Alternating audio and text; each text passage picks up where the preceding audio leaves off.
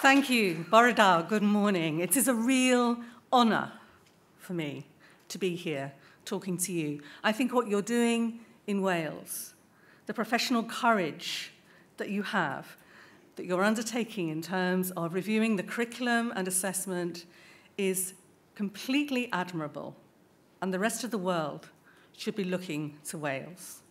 I'm going to be sharing with you in the time I have this morning the story of why I think curriculum development is so important and why, as head teachers and school teachers, we need to own that process, which is at the heart of the reason for having pioneer schools and the whole development that's going on at the moment. And I also want to share with you why I think we need to think carefully about assessment and the core purposes of assessment that enable our young people rather than label our young people. And I also want to talk to you about the importance of valuing ourselves as a profession and how crucial it is that we learn from each other and that we have the status and recognition within society that we deserve in order that we can do the job that transforms lives. So when I became a head teacher, I used to talk about it being my first headship. Then I realize now it's my only headship. But when I became a head teacher, I joined a school that, as you've heard, was in special measures. A school in great difficulty, a primary school that had not made progress for 3 years. Their results were at the lowest point you could get.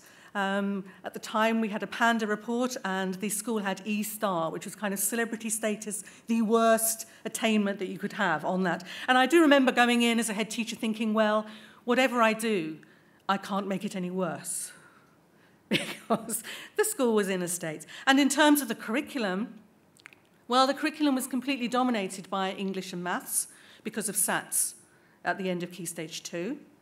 And I was very clear going in as a new head teacher that I wanted to develop a broad, balanced curriculum. The kind of curriculum, in fact, that you are working towards developing here, where every area of the curriculum, including the health and well-being of every child and young person and every teacher, is as important as high attainment. And of course we want high attainment. The whole purpose of this new curriculum process is to actually make everything better in schools in Wales, to enable our children and young people to absolutely thrive. So this is about a journey towards true excellence. And one of the first things I would like to share with you is illustrative of the importance of the expressive arts. So I want to share with you a piece from Louisa, who at the time that she played this in our summer concert, she was 11 years old. By the way, our summer concerts would include every child in the school who was learning any form of musical instrument or who wanted to sing. So even if they only played Twinkle, Twinkle, a Little Star, they would receive uproarious applause from the audience. But let's hear from Louisa.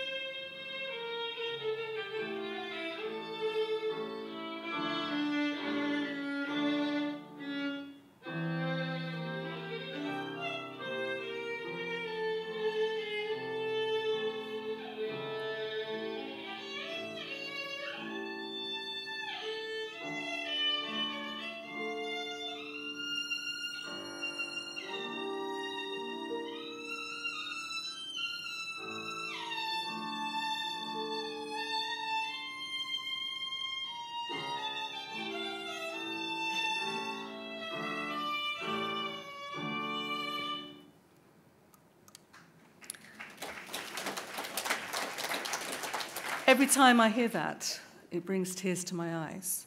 You know, what's the point of school?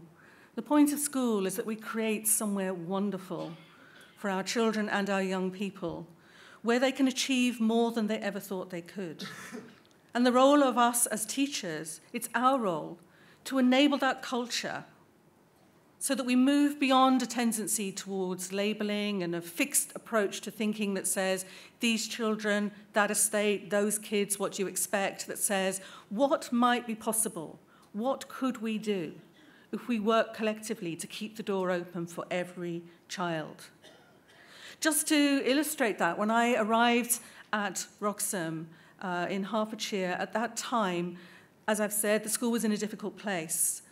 And there was a sense that there was a kind of mad scramble towards trying to do well on the tests, and yet the tests were not going well. The children were not performing well. And everything has to come down to the quality of the teaching and the quality of the curriculum. Just to give you one example, one of the children in that school now, this is Rebecca. She moved from a school that was in difficulty. When she was in year 4, in her class, she was labelled, she was placed in a set that said, you're not very good at English. She received a new teacher, the curriculum came to life. We worked on all kinds of approaches to assessment that were not about labelling, not about giving numbers to children, providing feedback, but not acres of written feedback, but pertinent feedback that enabled the children to take their next steps in learning. And she moved from that to achieving the status of Young Engineer of the Year at Imperial College. So even in primary school, we make a difference. Because I actually would quite immodestly like to say, had things not changed when Rebecca was in year 4, had there not been a change of leadership, had the school not moved from special measures to becoming ultimately an outstanding school, the chances are that at the end of Rebecca's experience at primary school, she wouldn't have done very well, which would have meant that when she went to secondary school, she may well have been placed in a lower set.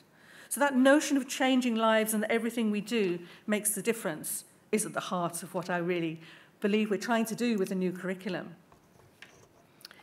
Everything ultimately is about having a rich learning experience, but expertly taught. We need our teachers to be experts.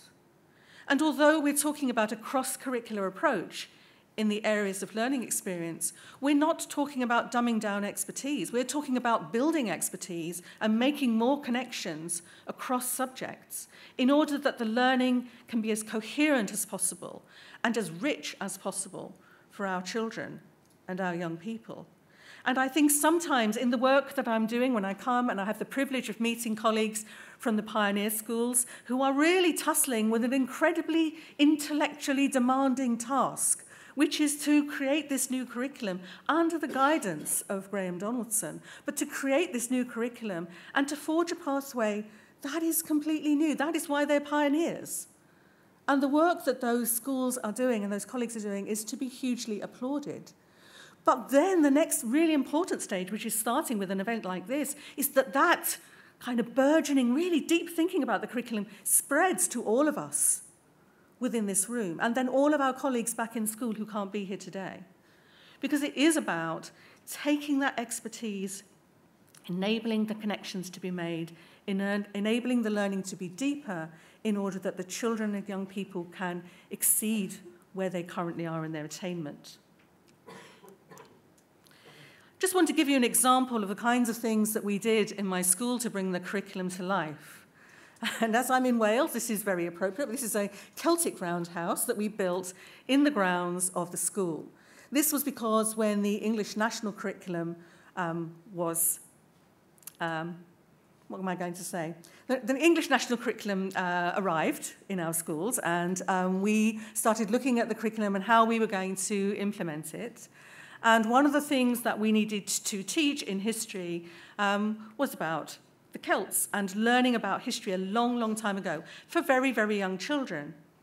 And so we decided in our school that one of the ways that we could bring this to life would be to have a project with our community and a local architect and a local thatcher, as you can see, and builders and so on, to create a Celtic roundhouse where the children could go to learn their history, where they could sit inside. This is big enough for 30 children. There's a fire pit in the centre, which we would light, and inside on the walls, the children have created symbols from Celtic history, and they've used natural dyes to do that. So they were working in the environment, they were researching, they were creating an environment whereby they could then share Celtic myths from history. And the oldest children in the school became the keepers of the myths.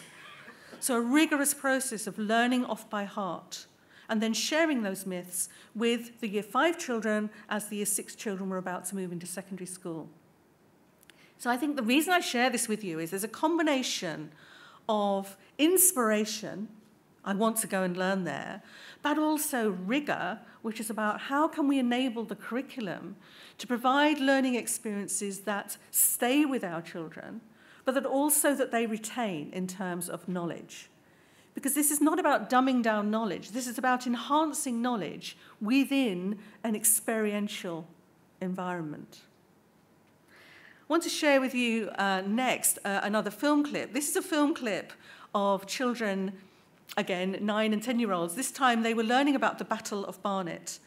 And this is a combination, it speaks to the humanities AOLE, because they were learning about history, but they also went to visit the site of the battle, and they worked out where the battle would have taken place and so on.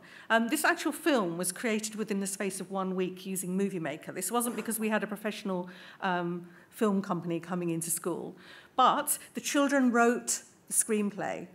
So it's English, it's history, it's geography, it's oracy. Hopefully it's quite entertaining as well. Let's have a look.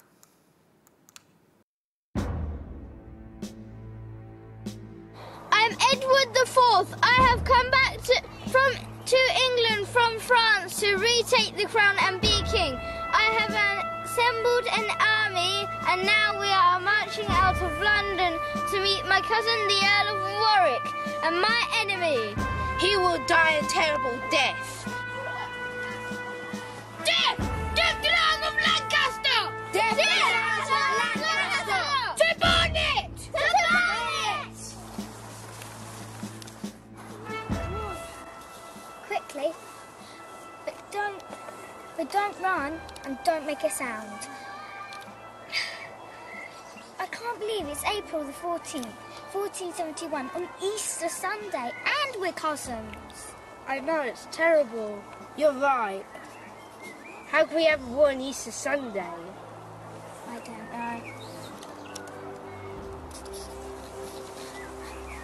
Stay here, light no fires, and be as quiet as possible. Yes, sir. Yes, sir.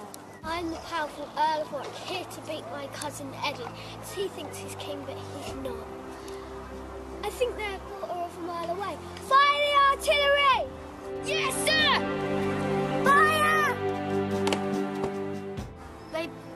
They don't know we're here. They're firing over us.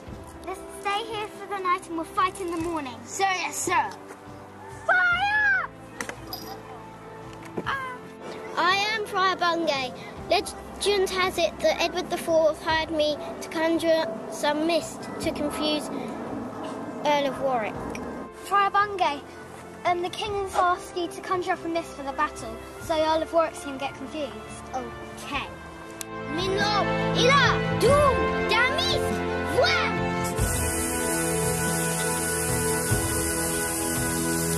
Perfect mist is some sort of magic. I can't see either.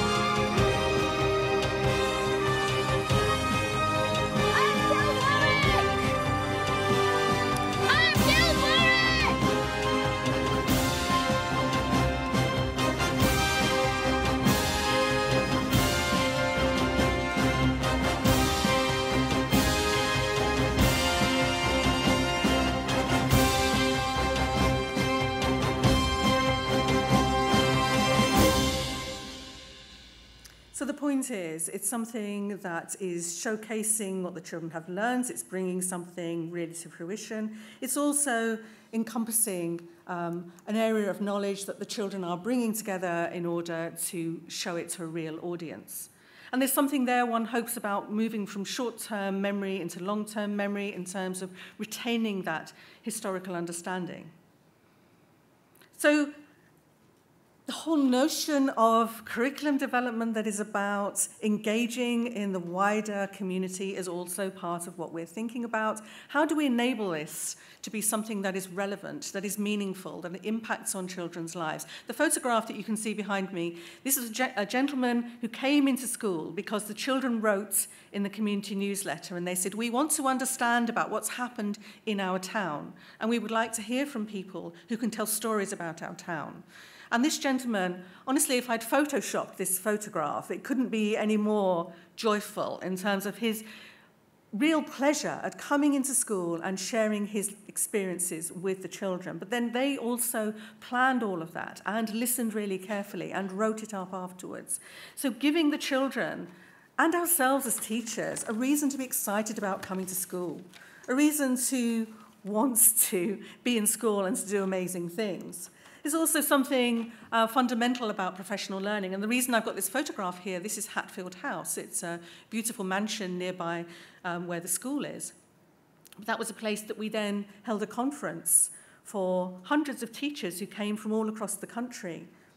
And that notion of collaboration and sharing practice, of teachers sharing expertise and not thinking it always has to be somebody else who comes in and tells us what to do, the actual expertise that exists within our own schools. So teachers within that conference, as you will today, hearing from each other about the work they were doing in their schools.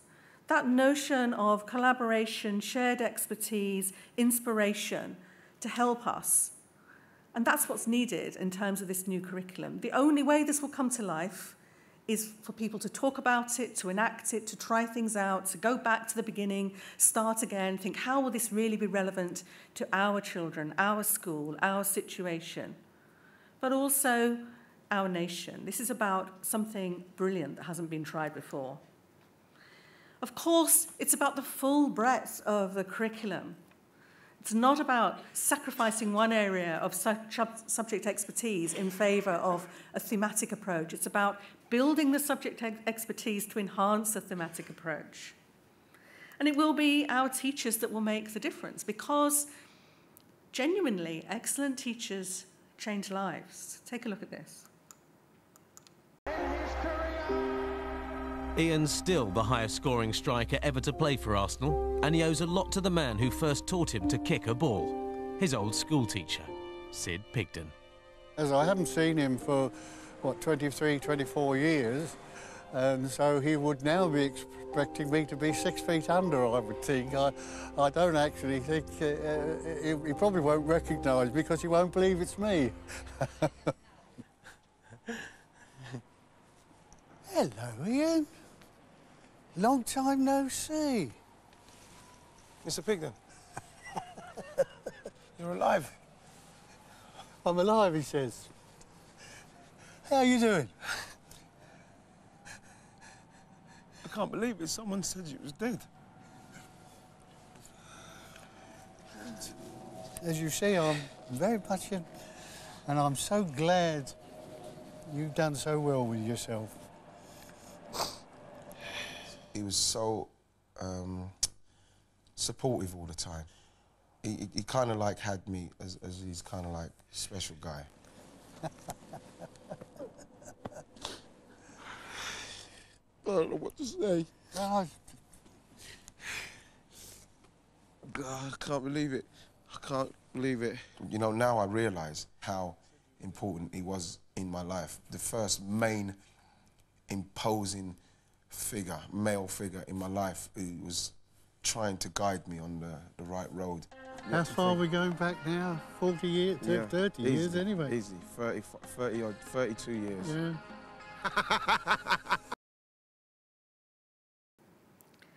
That's what we do. And most of the time, we won't know. Most of the time, we won't necessarily see those children again that we've made a difference to. But teachers do make that difference. And it's that energy and it's that role that we have as professionals that means engaging with the pioneers, engaging with Welsh Government, engaging with this process of imagining a new curriculum, imagining a new way of assessing, imagining a new way of schools being accountable. That is a huge opportunity, and there are many countries across the world that would give their right teeth to be in this position. Having come to Wales as an advisor on the curriculum and assessment group, and I come to Wales several times a year, and I always love coming here and listening to what's happening, I also can really see the challenges. And yet every time that I arrive, there's always been progress. I'm always heartened by what I find, and yet I just kind of feel I'm getting my teeth into it, and then it's time to go again, and the groups are going to get on with some more work. And I can't really imagine how it must feel if you're one of those colleagues sitting here today who's not part of that process. I guess it might feel quite frustrating at times, but I think trust is absolutely vital, and the whole point of a conference like this is to be able to participate and to contribute, and for our pioneer colleagues who are here and for Welsh Government colleagues who are here to hear from you about how you can see how this could work and how you can contribute and what your ideas are and what your reactions are, because that really, really matters, because this curriculum will not work if the teachers in Wales do not embrace it. And yet just imagine what happens if you do. Genuinely transformative. Now, the picture that's behind you, children with they're on the grounds of a museum in Hertfordshire. This is one example of a project we decided to do. We decided the curriculum had come to life. They'd stopped just teaching maths and English, and actually, by the way, because they stopped just teaching maths and English, the results went up significantly because the teachers' confidence and expertise grew. We went to visit a tiny little museum in Hatfield in Hertfordshire. And one of the colleagues on the staff, Simon Putman, he was really passionate about history and about inquiry and about the arts. And he said, let's do a whole school project in this tiny museum. And the museum were receptive to this idea. And so we took our Year 6 children to visit the museum, and we said to them, we want you to experience the museum in the morning. We want you to go around and see all of the things that are on offer. And so they went and they looked at the exhibits, and then at lunchtime they came back together and we had lunch, and then we met with the museum staff. And in the afternoon, the children, together with the museum staff, talked about how they could plan for the Year 1 children to come back to the museum to have a whole day of experience with their parents. This would be the Year 6 children planning the learning alongside the museum staff with Year 1 children, 30 Year 1 children coming, plus their parents. And the staff were brilliant because the children said things like, you know that washing dolly that you've got in that wooden bucket, we think it would be a really good idea if we filled that up with soapy water and we washed real clothes and we pegged them out on a line to dry. You know you've got those bits of Roman pottery in a glass case. Well, we think it would be a really good idea if we could bury some of those, and then the children could be archaeologists and they could dig them up and they could clean them up and they could find out what was there. And you know you've got that herb garden that's designed like a Tudor garden. Well, we think it would be a really good idea if the children could go and pick some of the herbs and we could do a story of the little red hen.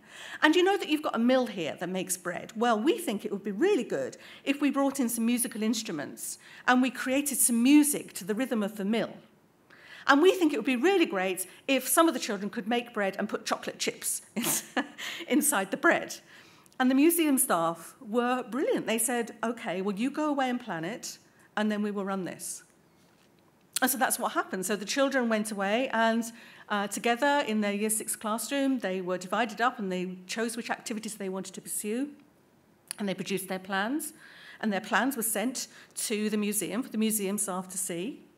And then on the actual day of the trip, the Year 6s went on a coach and they arrived about half an hour before the Year 1s, and then the Year 1 children arrived and they were all divided up into groups with their parents, and the Year 6 children were the teachers. And there was a whole carousel of activities all the way around the museum. And this photograph here is one photograph from during the lunch hour when where they were entertaining the younger children. And then when we came back from the museum, the day afterwards, the Year 6 children did an evaluation. We asked them, what had they learnt? And they said things like, well, it's really difficult when you're planning learning for the younger ones, and then some of them finish early and you don't know what to do with them. And we're like, oh, really? Oh, yes, that is quite interesting. And, you know, it's really difficult if you start talking to the group and they don't listen to you and they start talking while you're talking. Oh, really? Oh, yes, that is quite interesting. But, you know, the insights that they had and the learning that took place was tremendous.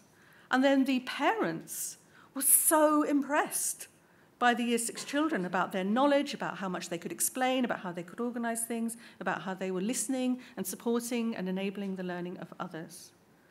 One tiny example to share with you, because when we kind of lift the imagination in terms of what our curriculum can mean, then amazing things can happen. Because as a result of this work, there will be a framework that will come into your schools. But it will be a framework. And of course, there will be much more detail than you're going to receive today. But it will be up to you to make this work. It will be up to you to bring this to life in your schools, in your communities, with your colleagues. It really is, I believe, a huge opportunity. And I absolutely applaud you. Thank you very much indeed. Thank you.